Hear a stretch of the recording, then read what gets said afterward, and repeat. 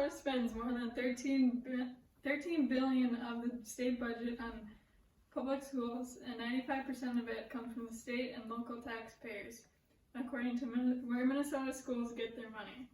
School vouchers give parents the choice to use the funds that they get for public schools for private schools, and not using vouchers gives an advantage to public schools.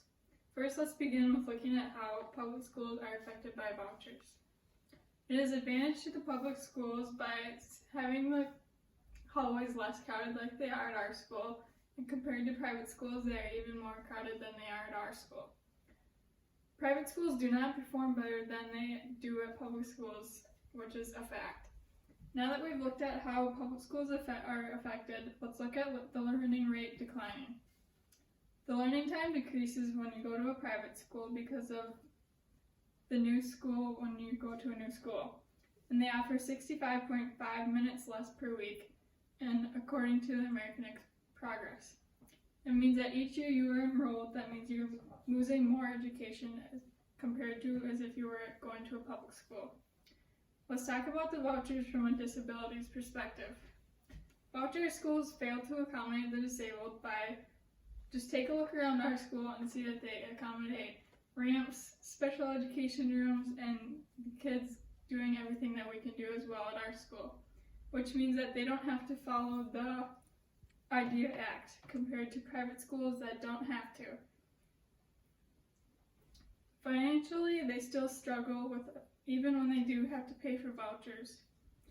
Now, how are private schools and families still being picky about their students?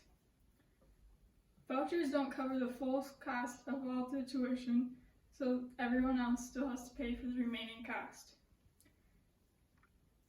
Private schools still choose what students they want, whether they are higher educated students or lower educated students, they pick which students they want. And private schools have complete freedom of who they choose and how they teach their students, what teachers they hire and how they teach, and what classes they do, and everything like that. It's not a student's choice by saying that you just want to go to a private school for more education, which would not be true because you get the same amount of education at a public school.